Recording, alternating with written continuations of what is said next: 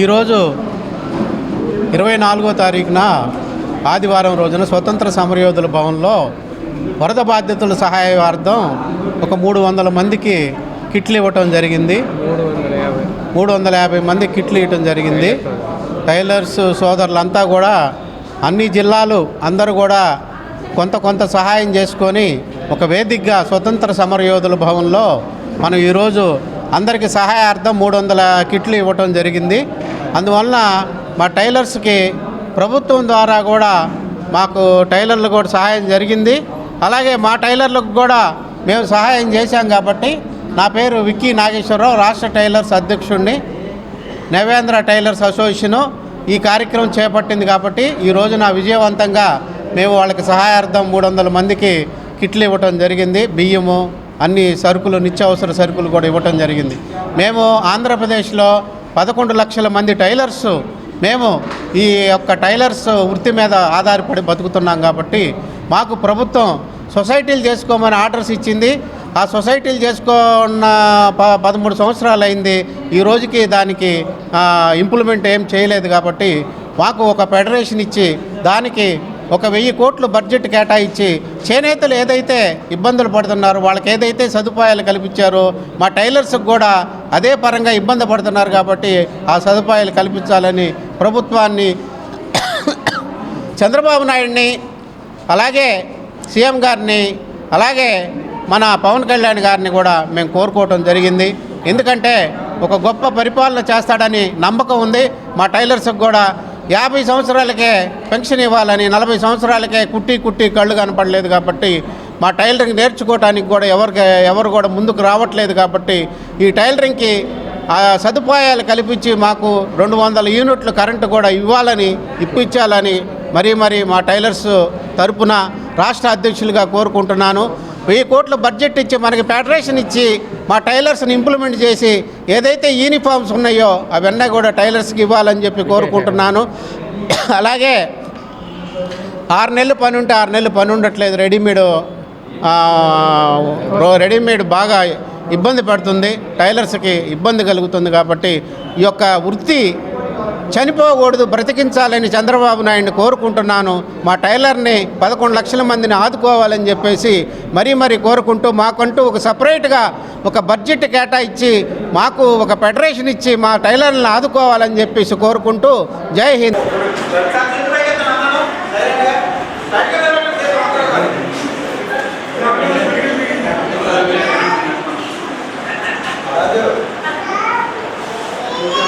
ఈరోజు విజయవాడ వరద బాధితులు ఇబ్బంది పడిన క్రమంలో మా టైలర్ సోదరులందరినీ మేము ఫైండ్ అవుట్ చేసి ఒక 350 మంది దాకా గుర్తించి వాళ్ళకి కిట్లు పంపిణీ చేయడం జరిగింది. అలాగే మా అధ్యక్షుల వారు విక్కీ నాగేశ్వర ఆధ్వర్యంలో నవ్యాంధ్ర టైలర్స్ వర్కర్స్ వెల్ఫేర్ అసోసియేషన్ ద్వారా ఈ కార్యక్రమం చేపట్టడం జరిగింది.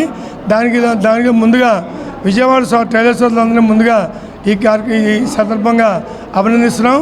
అలాగే టైలర్స్ చాలా ఇబ్బందులు ఉన్నారని గ్రహించి మాకు ప్రభుత్వం టైలర్ ఫెడరేషన్ ఇంప్లిమెంట్ చేసి అలాగే 50 సంవత్సరాలకి పెన్షన్ అనేది వాగ్దానంలోని ఇచ్చారు.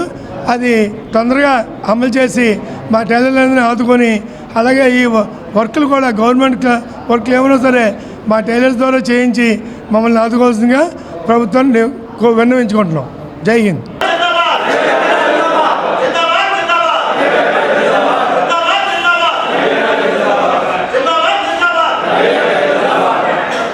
మరి ఆంధ్రప్రదేశ్ రాష్ట్రంలో సుమారుగా 13 లక్షల కుటుంబాలు ఈ వృత్తిపై జీవనాధారం చేస్తున్నాయి. దయచేసి కూడా చెప్పండి, జీవనాధారం చేస్తున్నాయి. దయచేసి ఈ ఆంధ్రప్రదేశ్ రాష్ట్రంలో 13 లక్షల టైలర్స్ కుటుంబాలు ఈ వృత్తిపై జీవనాధారం చేస్తున్నాయి.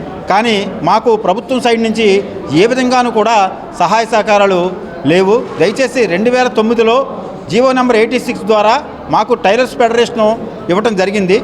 తద్వారా ఆ జీవోను అనుసరించి మేము రాష్ట్ర వ్యాప్తంగా సుమారుగా 350 సొసైటీలు రిజిస్టర్ చేయించుకుని ఉన్నాము.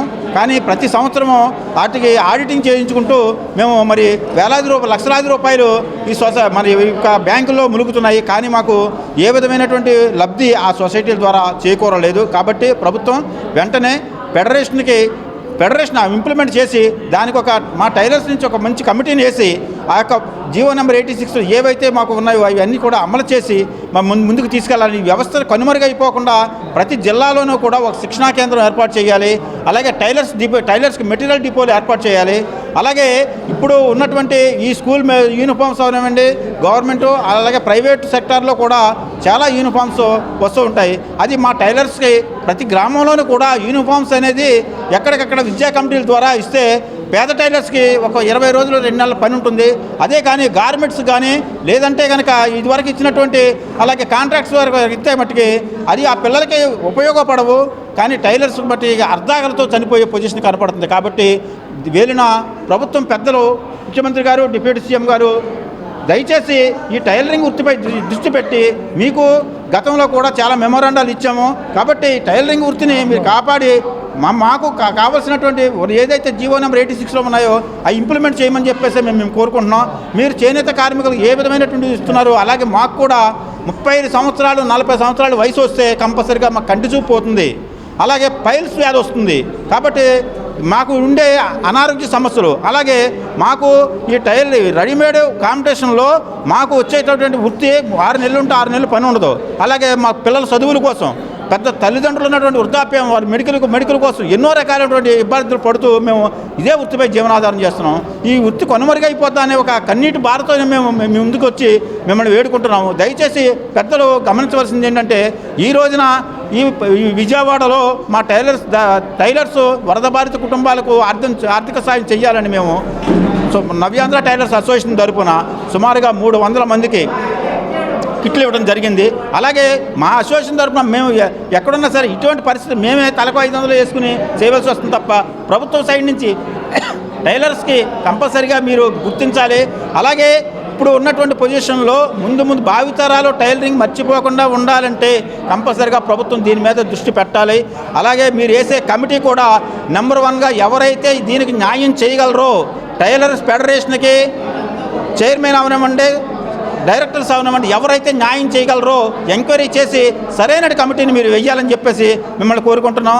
అలాగే మరి ఇప్పుడున్నటువంటి ఈ యొక్క నవ్యాంధ్ర రాష్ట్రంలో ఉన్నటువంటి సమస్యలు మా టైలర్ సమస్యలు చాలా విపరీతంగా మేము బాధపడుతున్నాం. కాబట్టి మీరు మమ్మల్ని ఆదుకుంటారని చెప్పేసి ముఖ్యమంత్రి గారికి, డిప్యూటీ ముఖ్యమంత్రి గారికి, అలాగే మరి నారా లోకేష్ గారికి మీ ద్వారా మరి ఈ మీడియా ద్వారా తెలియజేసుకుంటున్నాం. మా సమస్యలు కన్నీటితో బాధపడుతున్నాం. మా కన్నీటి కాదని మీరు కరుణిస్తారని త్వరలోనే మాకు సీఎం గారు అపాయింట్మెంట్, డిప్యూటీ సీఎం గారు అపాయింట్మెంట్ కోసం మేము చాలా నుంచి ప్రయత్నిస్తున్నాం. మాకు అపాయింట్మెంట్ ఇచ్చి, మా నవ్యాంధ్ర టైలర్స్ అసోసియేషన్కి అపాయింట్మెంట్ ఇచ్చి మా ద్వారా మా సమస్యలు ఏ ఉన్నాయో మీరు విని మాకు న్యాయం చేస్తారని చెప్పేసి వేడుకుంటున్నాం.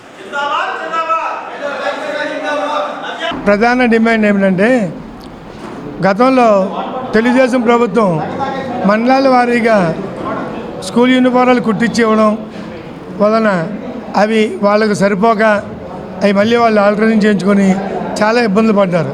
అది కాకుండా బెల్ట్లు, టైలు, షూస్ ఎలాగైతే ఇస్తున్నారో అలాగే ప్రతి విద్యార్థికి 3 జతల బట్టలు క్లాత్ ఇచ్చేస్తే అది మొత్తం అందరూ కూడా ఎవరికాళ్ళు కుట్టుకొని ఒక ముద్ద అన్నం తింటానికి ఉపయోగపడుతుంది. కాబట్టి తొందరగా మా టైలర్స్ సమస్య మీద దృష్టి పెట్టి మాకున్న ఫెడరేషన్ ఇంప్లిమెంట్ చేసి మమ్మల్ని ఆదుకోవాల్సిందిగా విన్నవించుకుంటున్నాం.